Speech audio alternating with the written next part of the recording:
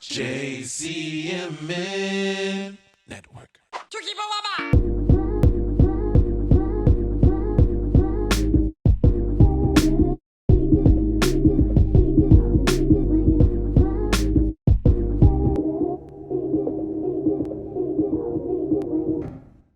What's up, y'all, and welcome to First Timers Review. My name is Nico, and this one's a very heartfelt one. We all had things that we grew up with. Some people played Millsbury. Some people played, I think it was Toontown, right?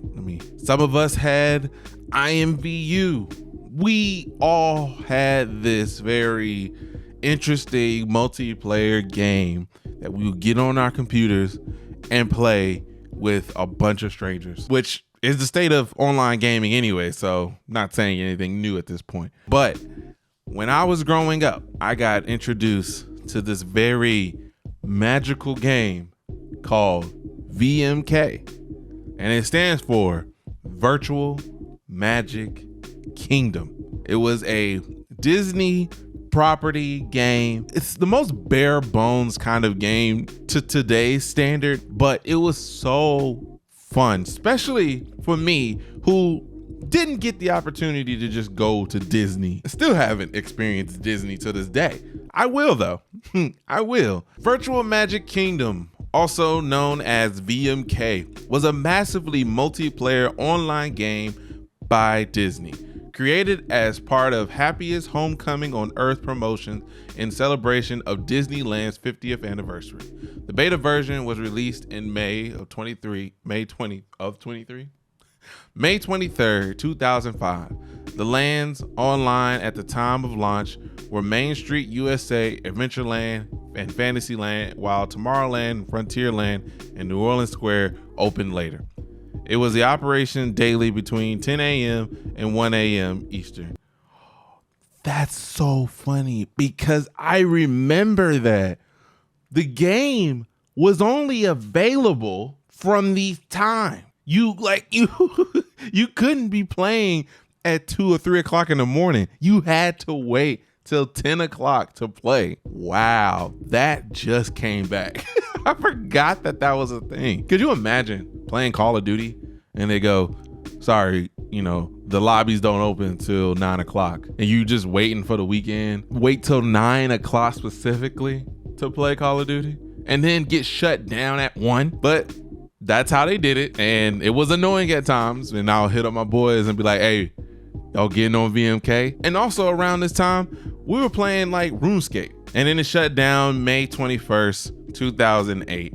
At that time, I was in 8th grade. So the crazy part about that is when it shut down, it hurt, because the game allowed you to like make your own character, collect all these Disney properties, where it's like it had Pirates of the Caribbean, so you could get yourself a pirate outfit if you did this quest.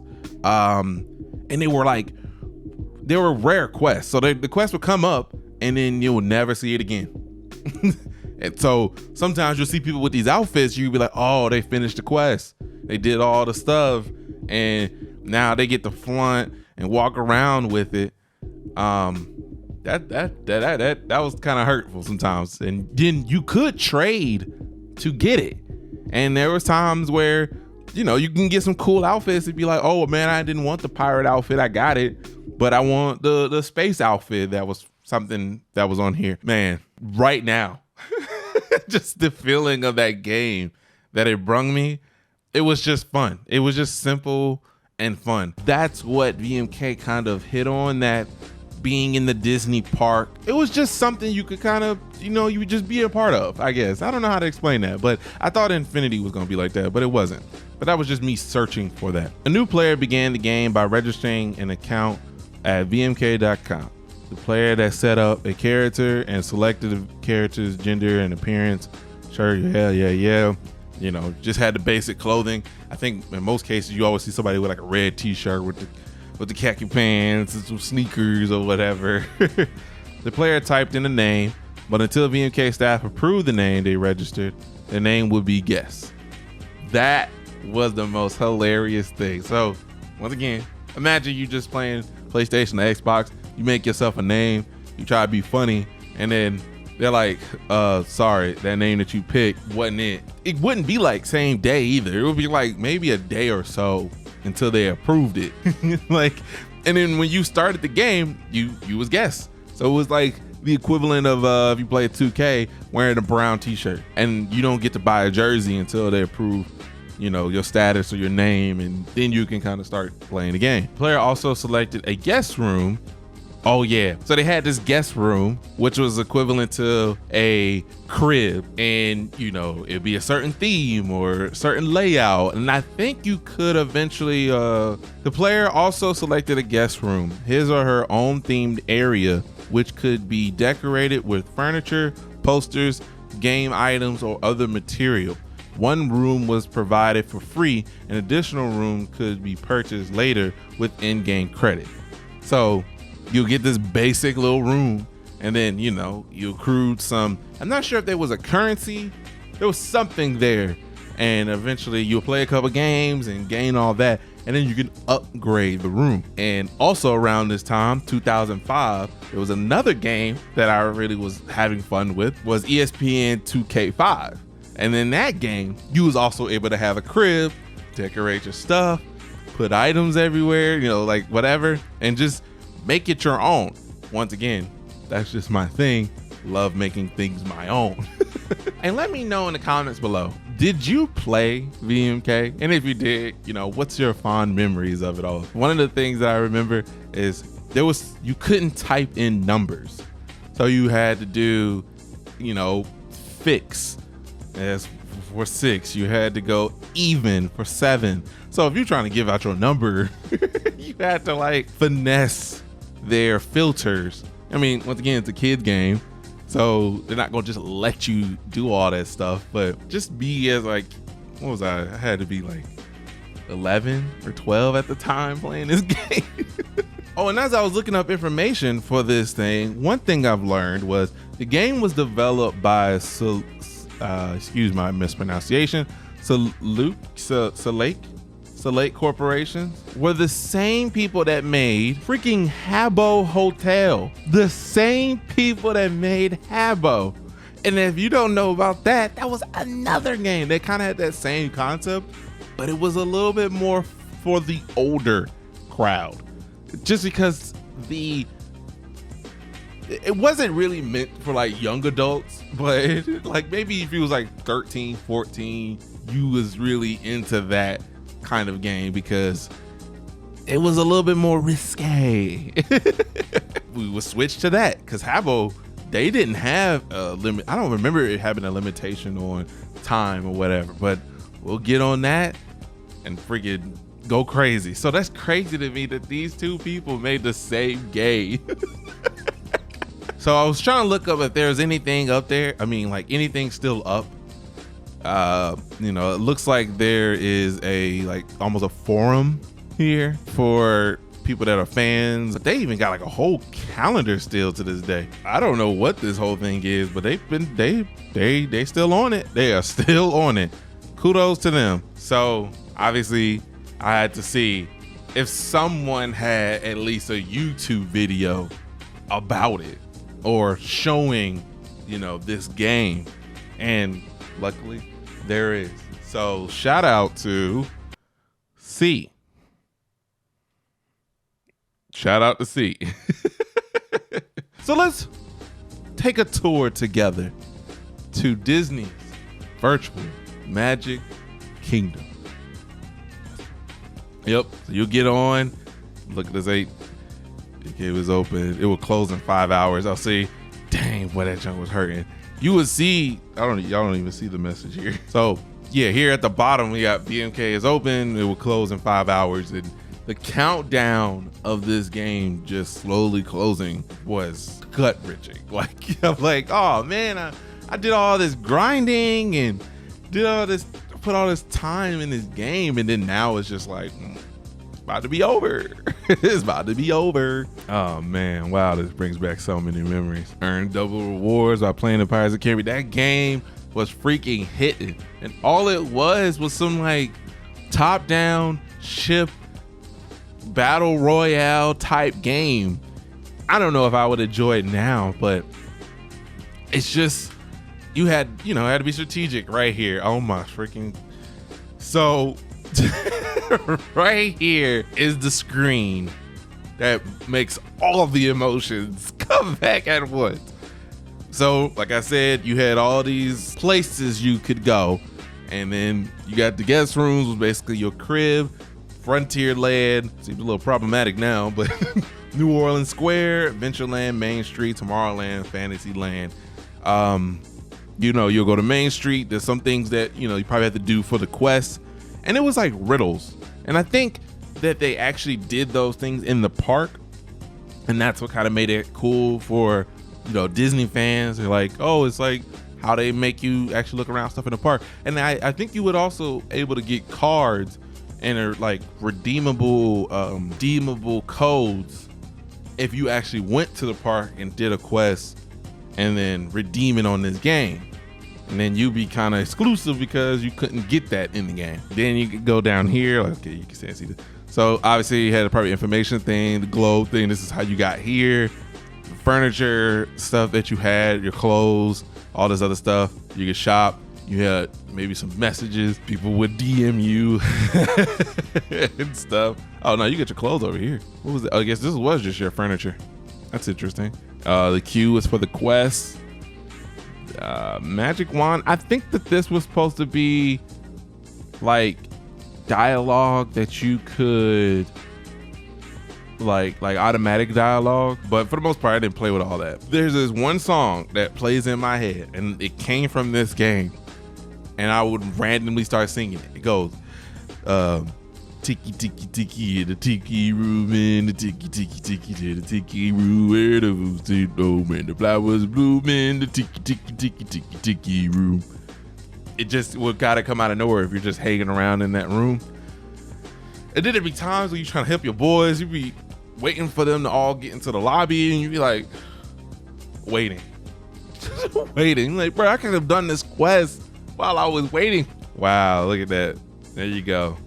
The music game. You could make your own beats here. That's so freaking crazy. You was able to, they gave you like this little generic, sound here, loop here, and then, you can go up on stage and play it, and then people start doing their little dance thing. It was almost like just doing a robot or whatever. It just make jokes about how lame it was. Obviously your boys are doing that or whatever. Emporium, I think, was a shop area. BMK Central, I think there was like for special events that happened. Central Park had a lot of freaking quest things, I remember. Sci-Fi Dine-In was just, you did the role-playing thing, or go into the drive-in, sit with your girl or your dude, and y'all like watching the movie and stuff. So stupid. This crap will happen a lot. People be spinning around because maybe your connection is a lot low or whatever, or you just be sitting there walking in place. Look at this. Wow. I'm so glad somebody caught this, because I was definitely didn't have it. Like, oh yeah, you get the, whoo, boy. Crazy amount of emotions right there. You get these cards that have like little, like these are your rare ones. You keep these in line, and you could probably trade them for some good stuff. But they were just like, I think like emotes, if anything. But you want to get one of these little 5-star ones. You had some gold on you, and then you had the little text bubbles. It used to be so annoying. Somebody would probably be in the corner, like right here, saying the most off the wall stuff. You'd be like, bro, ban him, or whatever. And they just be sitting in the corner spamming. And because you could see everyone's conversation, I think it was only private if you message them. But other than that, dance against Verdo magic. That's so funny. You can see who's online. You can click over there to messages and see who's online. That's so freaking funny. And look, oh, see, that person over here must have said something that, you know, it got blanked out. So it got censored. There we go. That's what I'm trying to say. We're walking down Main Street. Dang, this is so funny. Yep. There we go. Just walk around. There used to be like events that go on, and sometimes this thing is themed up. It's so funny to look at this now as an adult. Because I'm like, what was the appeal to this? I know what it was. Yeah, see, buddy right here had the cowboy hat. I had myself a Christmas hat as well. I thought that was so freaking cool. And then I always remember there always be like a quest that'd be like, go to Walt and Mickey thing, and you had to like click all the way around it, and then it finally be like, yeah, you found it. Like, man, is he gonna go to them? Bro, that's so freaking funny. Hold on. Friends room, like, you had, look at it, people in it. 40 people were queued up to a certain room. Some of these are like public, oh, there you go, popular guest rooms. People would just be hanging in there. And sometimes if we like crashing the party or see what was going on. And sometimes trading, look at it, trading pirate kiosk trades. Pirate kiosk trades. Rare trade room. You essentially just be trying to go into rooms just to trade. And sometimes I had to start a room and make it open to be like, hey, I'm doing this, and you'll wait. Just wait till somebody pops in and go, what do you got? At that moment, I did that, and I was trying to get the spacesuit. I think I had the cowboy outfit for the longest, but I wanted the spacesuit. I thought like I had the complete set. I wanted to trade for it. I think I tried to trade for it, and somehow I got screwed. It was something I did wrong. I got screwed on it, and I haven't forgotten it since. And you wouldn't really want that many rooms. Oh yeah, you had a little dance room. You could set it up. I used to be in here all day, just customizing it with things I've accrued it over time. Oh gosh, that's so funny. You couldn't like just copy and paste what you had. Like if you had one thing, you had one thing. So you almost did have to have rooms where it was storage. And some of those stuff were like good, rare things because somebody didn't have it or didn't do an event, like the candy cane stuff. Certain kind of candy canes had, oh my gosh, look at that. See, yeah, like 48 of them. It's like Minecraft, I guess. And you'll get more money sometimes just trading it than selling it because it was a lot more rare, but you literally had to have a room that was storage just because you simply couldn't keep it all in your inventory. Yeah, I think I was here when it finally shut down. I think I had like 2 accounts at some point. Oh yeah, you could get on the train. I don't know where it took you, but there's another place you can mix your own beats, mix your own tracks. Yeah, you do a little dancing inferno thing. I just want to see the pirate game. I just want to see somebody playing it. I just want y'all to see how interesting this game was. It was very simple. What, camera on their screen? So yeah, you'll sit here. It's hard to see, but doggone it, you'll sit here and see this lobby, and you try to make sure your friends join in. I don't know if there was certain levels to it, but it sure was. And then like, so you have your boat. You can upgrade your boat. You have certain kind of like shooting. What he's trying to show, but you can have like certain like the way it projects out, and it was only one way that seemed to be the best for me. It was like almost like a setting, and basically all you was trying to do is make sure you didn't get hit too many times or to damage your ship. But you always did this little swivel maneuver, like yeah. It took some skill. I won a couple of times, but it was and then that would happen. It's almost like you know, like in Call of Duty where you like last man standing, I think is what it was called, when they drop the bomb after you kill them. So you killed them and then you have to dodge their freaking debris. Oh man. So you just trying to maneuver around. You try to shoot. You gotta watch out for these rocks because they also get you stuck. And look at that right there. Bam. You got him. Oh my gosh. This game, boy, I swear. And I would play hours and hours of this game. And I think at one point I was playing it so late that I think the game closed out in the middle of me playing, and I was actually about to win. So yeah, that's how you get your credit. And if you ain't participating, you won't get any money. You be trying to chill on the side and be thinking they're gonna win or get them whatever, and then it'll be sucking if somebody DC, and then you be 2v1 typing stuff, playing this game. I'll be focused. Oop, right, got them all. Dang. Dang. Oh my gosh. But yeah, there you go, y'all. That is VMK. Great to see, great to be on this journey again. Get to experience that. I wish I got to actually be able to play it again, and that would have been more of a fun video to do. But like I said, if y'all played VMK or you played games like this, let me know in the comments below. What are your fond memories of those games? Disney, I'm just saying, like, why not? You know, why not? I mean, the game would be freaking awesome now, especially with the whole Marvel stuff. But I probably wouldn't play it like that. I probably would want to make a better version of it. But other than that, I hope y'all enjoyed this video. And if y'all did, be sure to leave a like, comment, share, and subscribe. And I will see y'all next time. Bye-bye.